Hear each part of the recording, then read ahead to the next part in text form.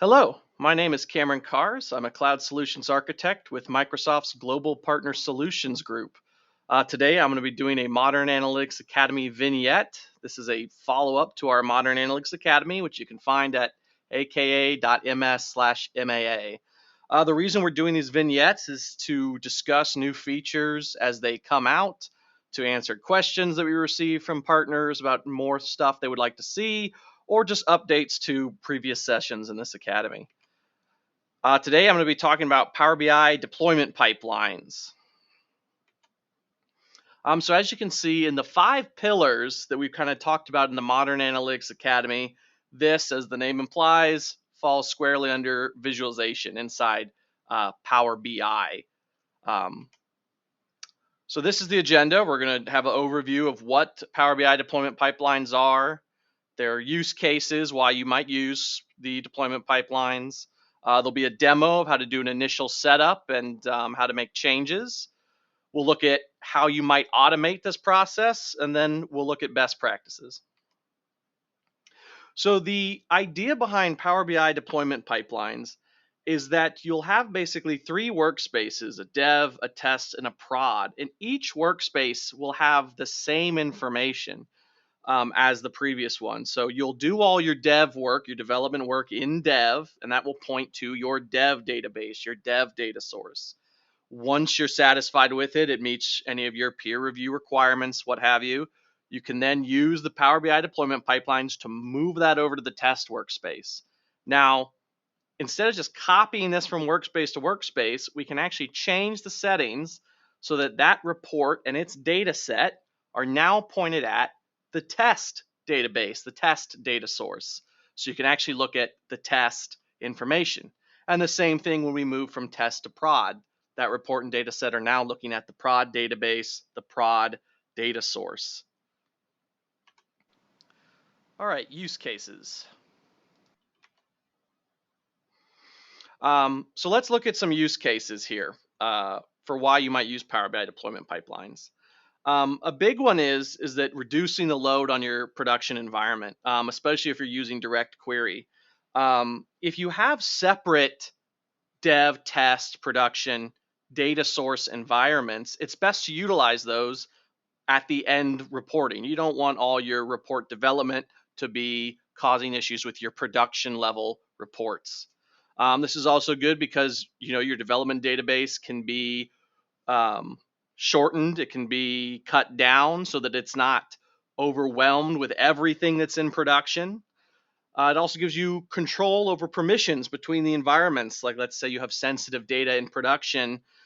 This way you can have developers that are working in dev and test who don't see that information, but can still work on reports with that dev and test environment. And you can control who has access to which workspaces, which apps, etc. The Power BI deployment pipelines also have the ability to be automated via the REST APIs or Azure DevOps. So yeah. Well, let's dive into a demo about how to set all of this up here. So in this demo, what I've done is I've got 3 Azure SQL databases with just the AdventureWorks sample DB loaded. So I've just gone into each database and I've deleted some records from the sales LT customer table. So you can see prod as 847, test 271, dev 135. I've named the databases just dev test prod. So we've got each workspace is going to point to a different database using these Power BI deployment pipelines. The report's just going to have one visual, a record count, a customer. That'll just make it easy to see which connection we're in. All right, so let's start the demo. All right, let's get started with this demo.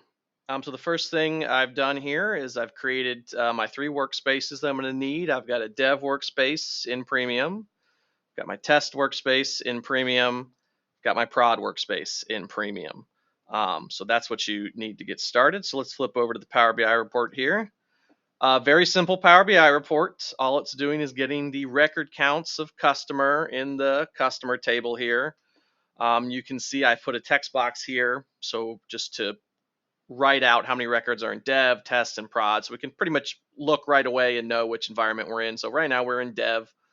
And if you look at the data source settings here, you can see I'm connected to my Azure SQL DB, and we are also connected to the dev. So let's go ahead and publish this to the dev workspace. Changes.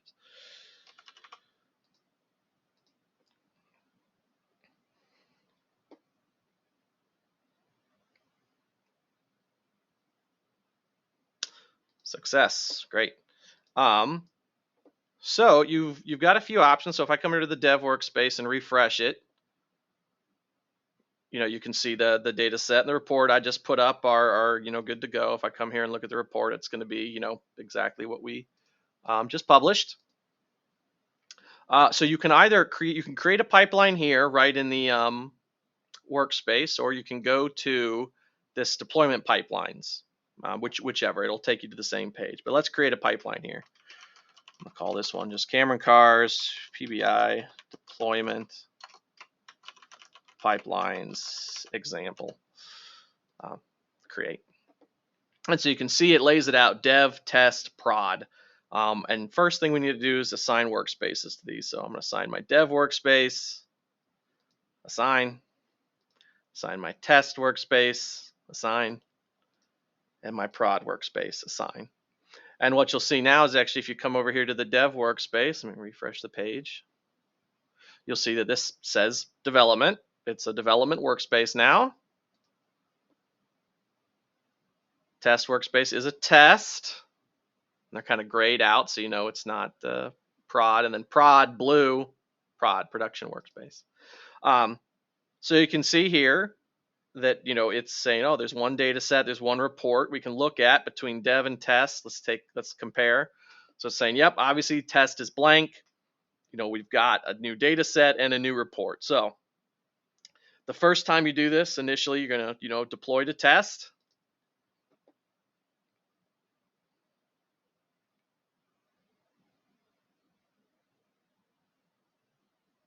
And so the initial time that you run this, it's just going to copy exactly what's in the data set, exactly what's in the report over. So this test environment is still, this data set still pointed at the dev environment. So we need to change that. Because the first time you do it, it just copies it over. But you can come in here to this data set, for instance, and you can say, hey, let's configure a rule. And we're going to add a new rule here. So for this data source, the dev, my server here, we're going to replace it with another. The new database, going to be my test database, which I've named test, same server. And if you have different servers, you can add that in as well. But I'll go ahead and save this rule. So you can see the rules will be applied when you deploy to this stage. So actually, when I come back out, see, they're no longer matching up. So you can see, oh, this pipeline and that pipeline are actually different. So what I need to do to make this work after the initial one, deploy this to test again.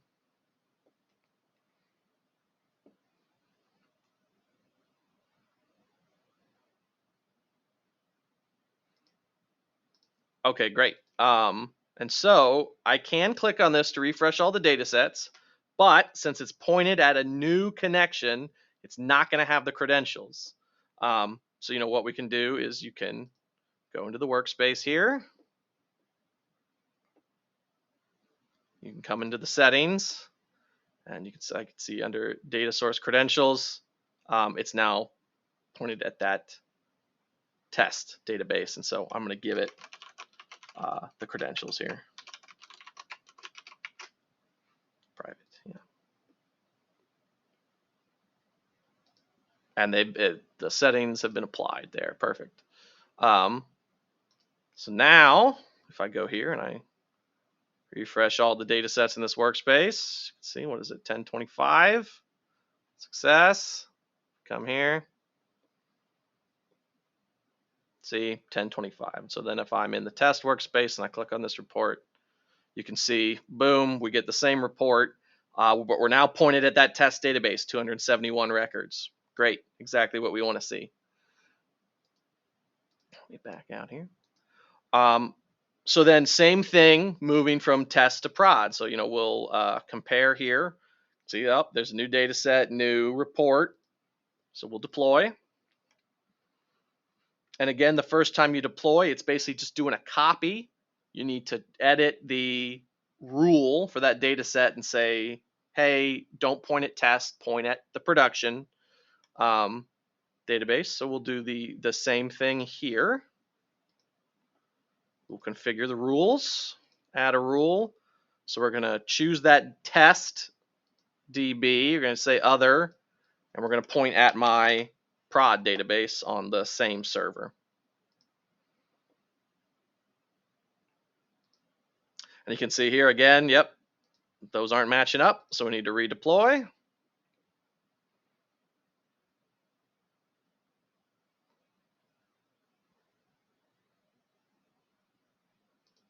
All right, great. And so this data set, it doesn't have the credentials yet because it's the initial. So if I come here, I can give it the credentials.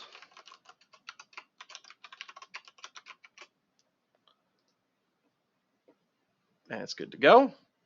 And you can refresh it obviously from the workspace here, or you can do it in here. Once it's all set up, after the initial setup, you won't have to go back in and enter whatever the credentials are.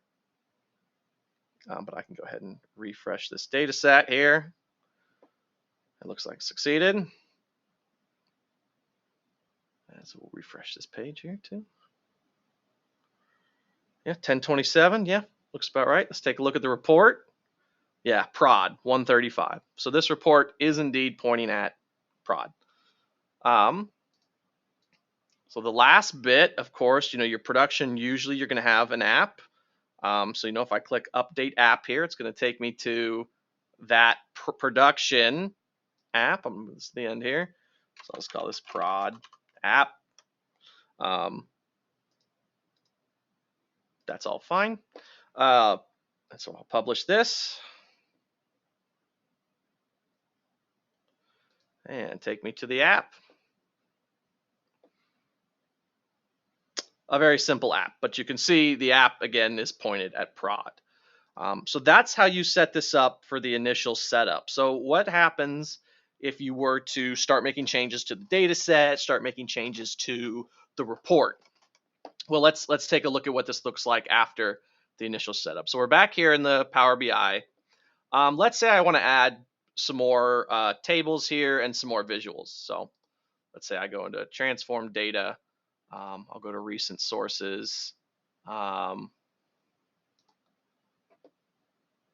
Let's say it's just not enough. I want to know about the customers. I want to know about the customer addresses as well. And we'll link that with address.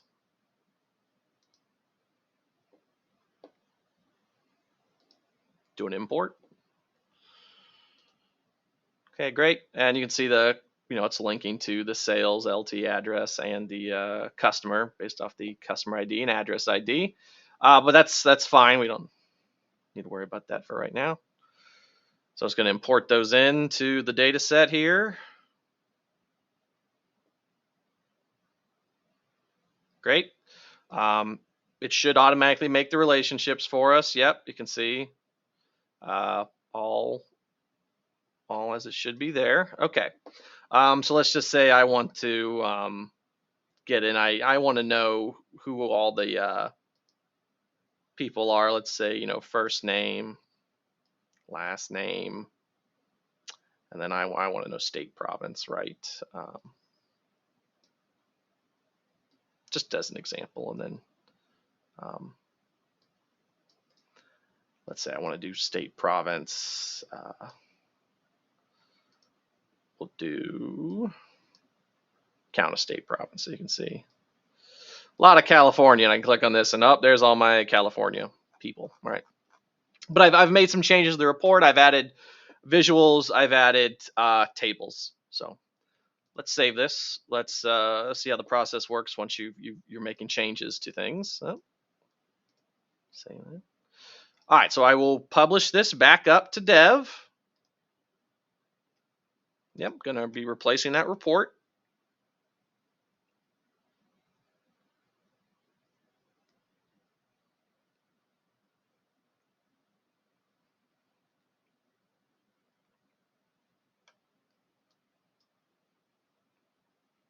Success. All right. If we come back here, we can go to the dev workspace and should be able to see changes in the report here. Yep, just as we expected. So if I come back out to the pipeline here and refresh this, you see this compare. We've got, it's a different, there's tables have been added, visuals have been changed, but let's go ahead and deploy that to test.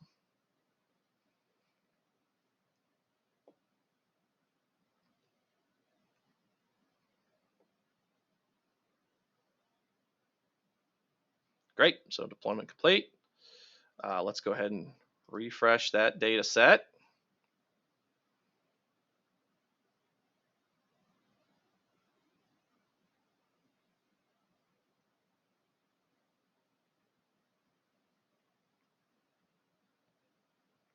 All right, so if I come to test here, and I take a look at this report, so this is the test workspace, you can see I've got the new visuals, I've got the test records. And you can see I've deleted a lot of the people with names from my customer list for this example. But anyways. All right, so then same thing for production, but you notice that time I didn't have to re-edit the credentials or anything for the data set. So great. So, we compare here, different, data set, obviously, because the tables, different visual, because we've added some visuals. So let's go ahead and deploy here as well.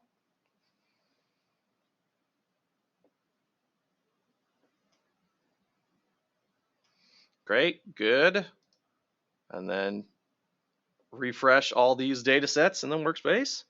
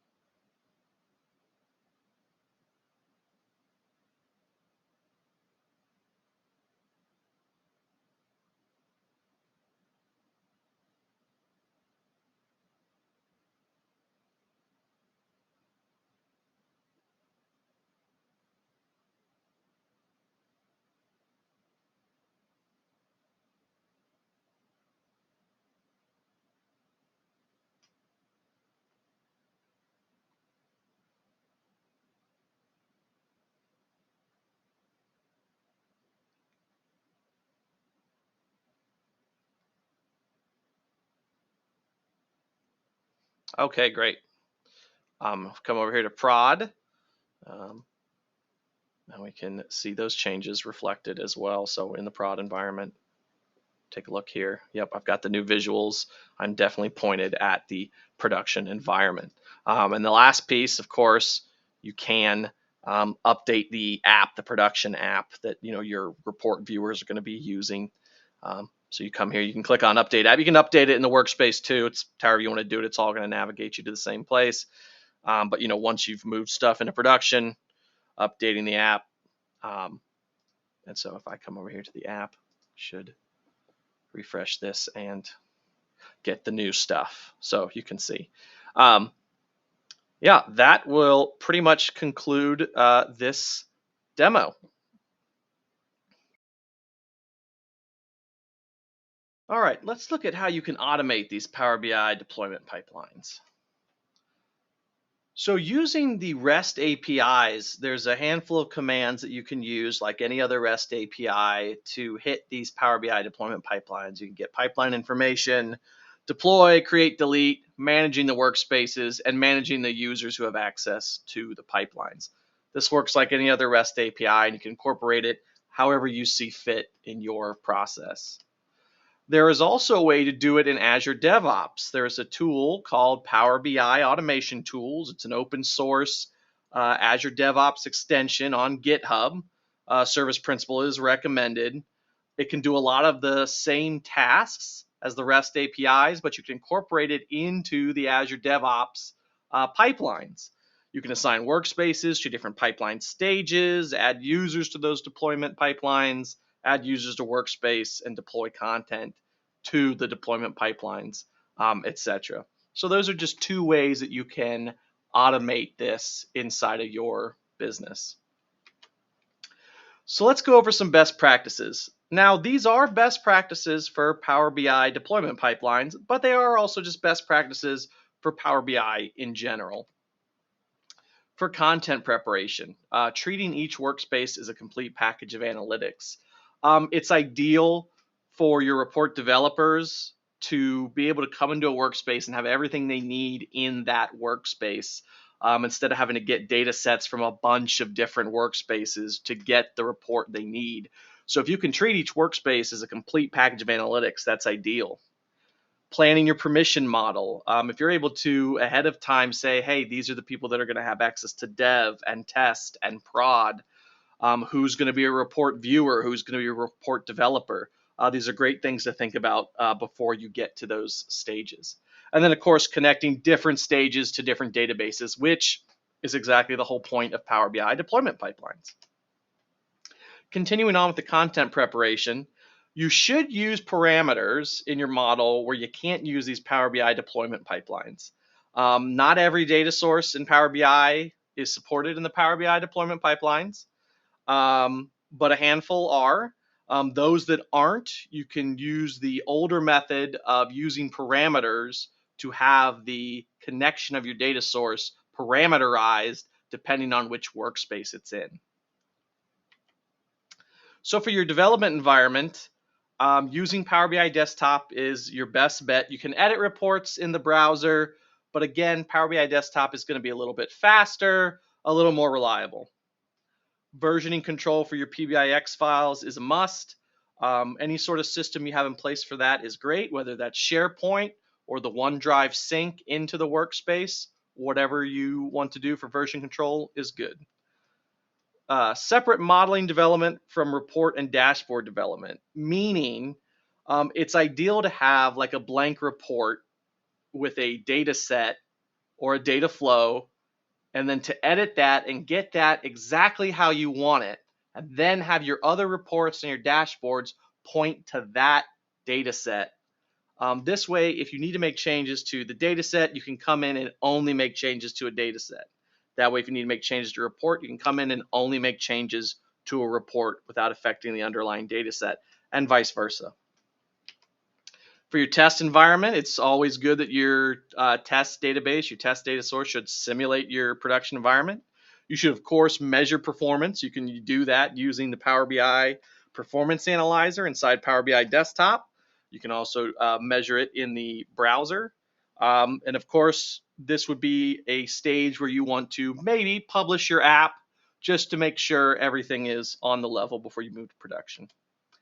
And finally, in production, you of course want to manage who can deploy to production, so you're not getting people deploying when maybe they shouldn't have, and then your end report users are seeing stuff that wasn't meant to be deployed just yet.